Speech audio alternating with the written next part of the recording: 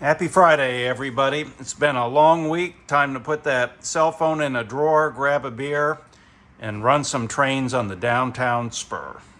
Earlier in the week, my friend Paul Newsom was in town on business, and Paul is an executive in the rail industry for CSX for a while and now for a private concern. And as we were chatting and running trains, he made a very pertinent point. And he said, there's such a dichotomy between how actual railroads lay out track and model railroaders. Actual railroads are brutal minimalists, and they look at every situation in terms of how little track can we put down to get the job done, whereas model railroaders are exactly the opposite. How much track can I squeeze into a specific amount of space?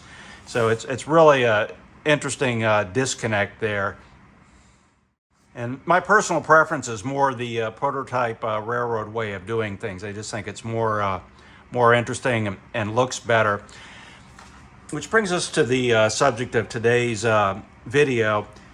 Back in the early 2000s, it was really a fascinating situation in Miami because their sales department had the approach that there was no customer too small. They would go after anybody that would cut them a check.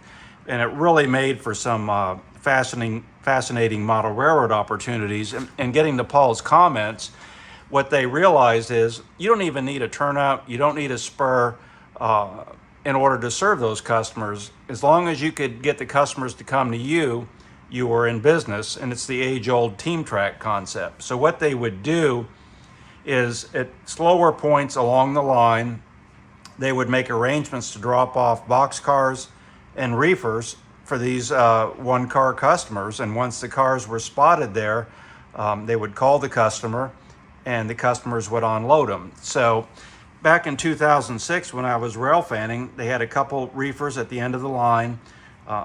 And what I'm doing in this video is just copying that photograph. And then I noticed in the distance, let's see if I can zoom in there, you had Gennaro Produce, where you see the white reefer and the forklift. There we go. They didn't even have a spur, so what they would do is just park the car or the reefer as close as possible, and Gennaro would just make the 50-foot run across the street with a forklift and get the concept and get the contents. So it's really an interesting concept that you can have a big section of an operating session with 3 customers, none of which have a spur. So that's what we're going to be doing today.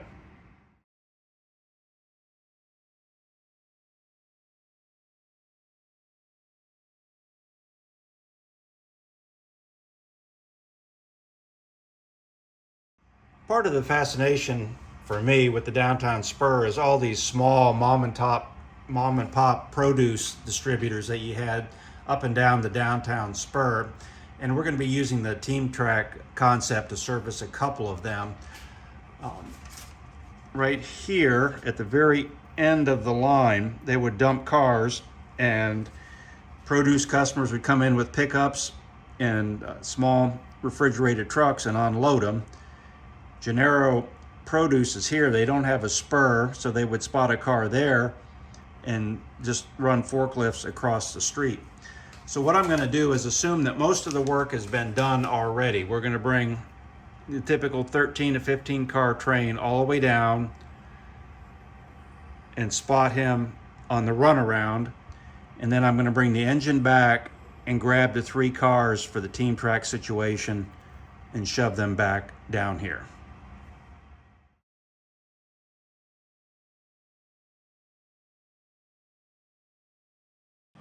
So as a first order of business, what I need to do is get him to the runaround siding at the end of the line. So that's what we're going to do during this step.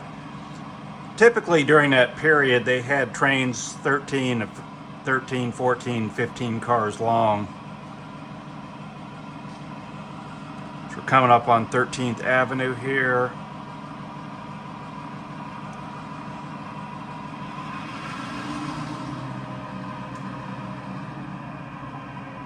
Going to assume that all the work has been done on the east end. Scrap guns from Ferris Processing and Trading. first up.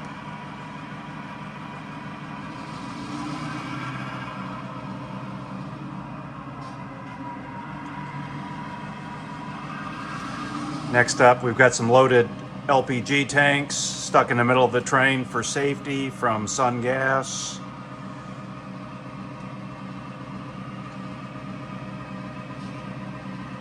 Behind them, we have a couple cars from Family and Son, a produce dealer.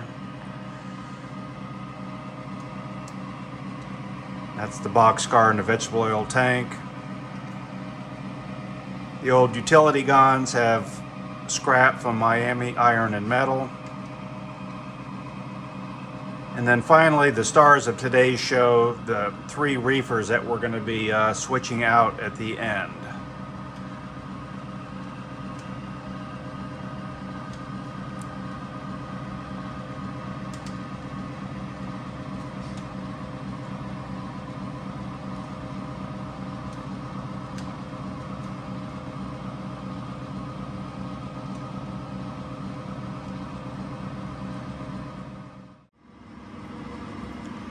So I just need to get him up to clear that switch so we can run around the train here. Almost there.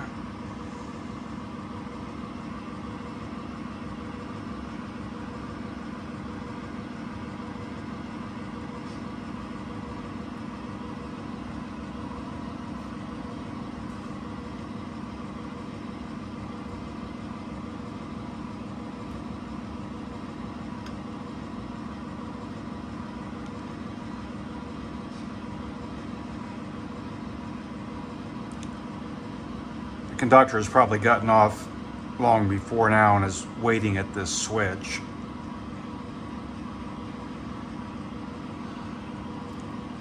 Talking to the engineer, giving him distance.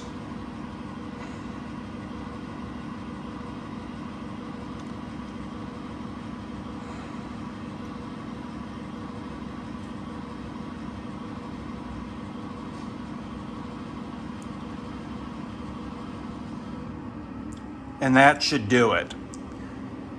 Now keep in mind we have an end of train device that we're going to have to keep tabs on during this process. So my plan is to have the engine run around the train, and then what we're going to do is get these 3 cars and shove them down the siding. So that's going to be the next step. Actually, I think I misspoke earlier. The conductor would still have to be with the train. I'm not entirely sure how they would know that they pulled far enough down the siding, probably through experience. So the professional railroaders that are watching this can clarify that for me. So now he's going to cut off of his train and prepare for the runaround move.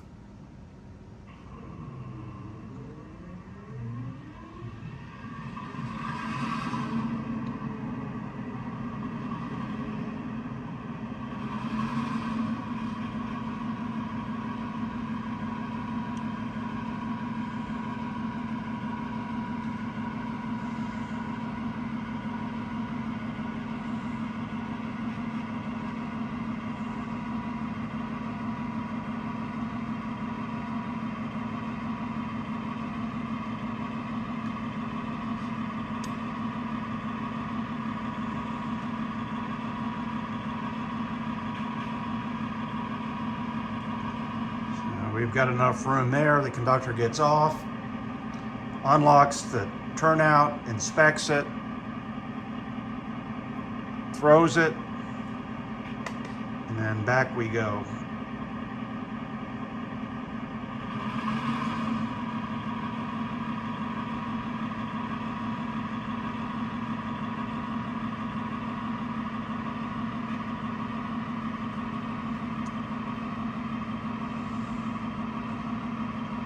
Following the rules, he would have had to set at least 1 handbrake on that train before they cut off.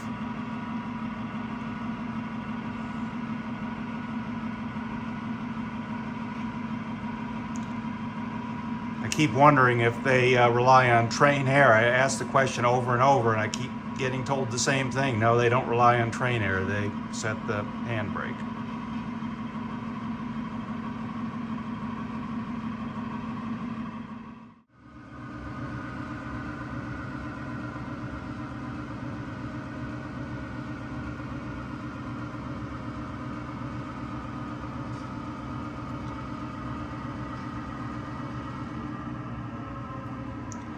As I mentioned before, at some point they have to deal with the end of train device. I'm not sure where in the process that takes place, but if it hasn't been done already, I would think that they have to do it now. So the conductor gets out, has to walk up to the switch, unlock it, inspect it, throw it.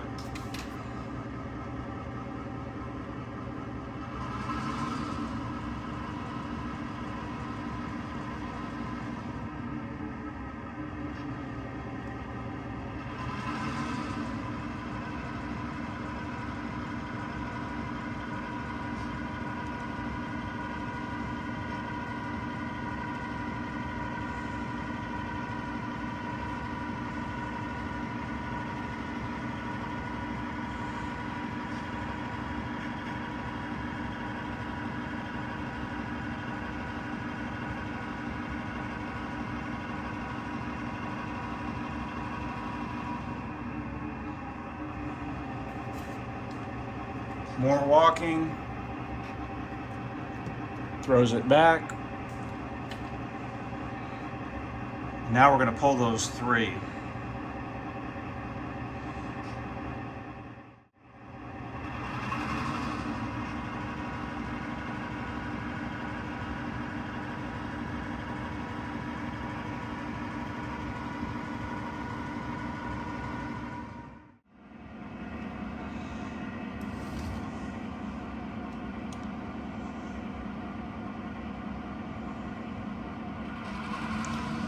I don't know that CSX does safety stops. It seems to vary by railroad, but we're going to do one here. Safety stop. Then we're going to come in for the couple. Conductor's calling out car lengths. Got it. Now the conductor has to then walk down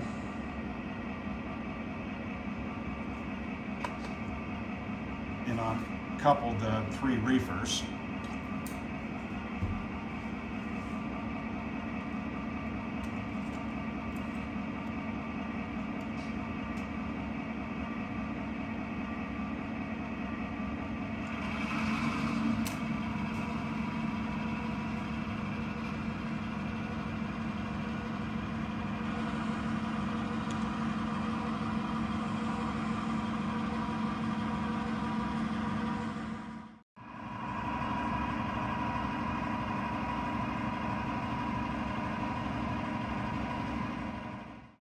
More walking from the conductor.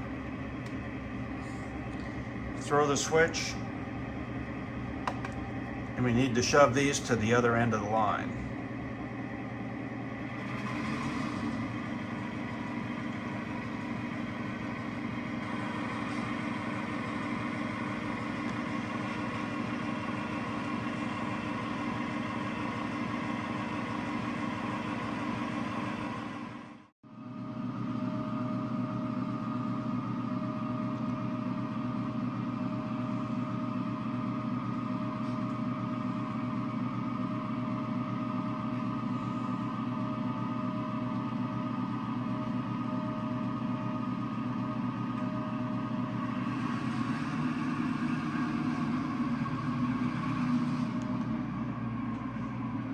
The photo I have, they really are at the absolute end of the line, so let's get him down there.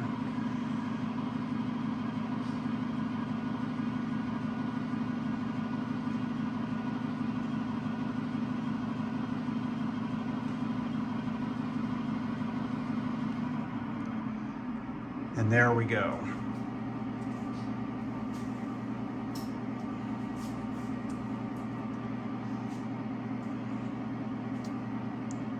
It's going to ask for 3-step protection, set the handbrake, and uncouple these two cars.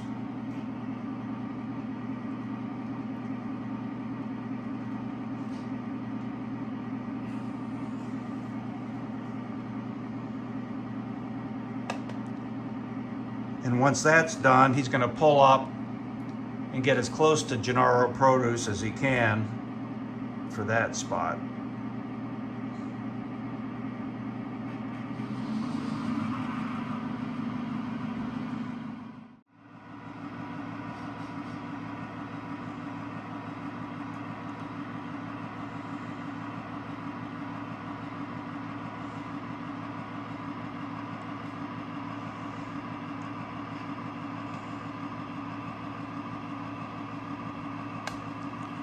And once again, this is Gennaro here. They don't have a spur. We're just going to get him close. From the aerial photo that I saw, they just haul it across the street there.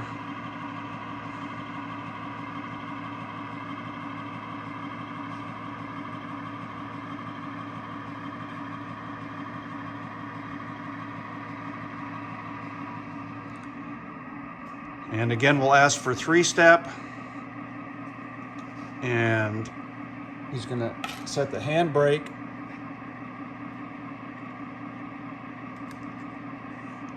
uncouple the car.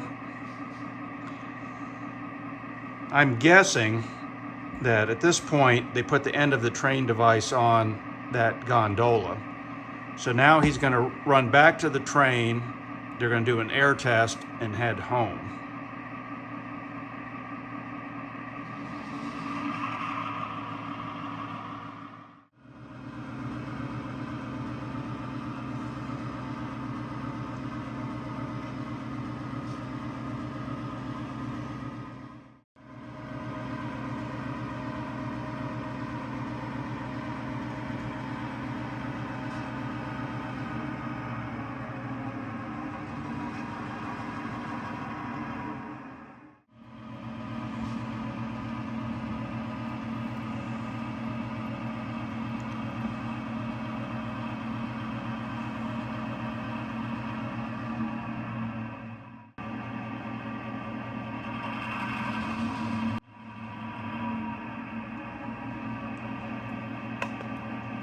Got it. Sure there. So next up, he's going to have to do the air test.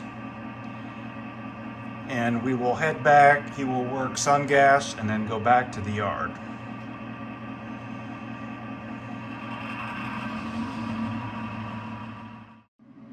Gennaro would then send a forklift across the street and unlock the car door and then just transfer the contents to their warehouse. I'm really curious what the process is in terms of getting the padlock on the car. I'm assuming it's locked. At what point there's a handoff where they get access to the car? Maybe somebody can answer that for me. And as far as these two reefers go, it's very possible that those are two separate customers. At some point there would be communication between the railroad and those customers to let them know the cars were there. If the cars are locked, which I'm assuming they are, where the keys are, and then the customer would come and then unload the respective reefers.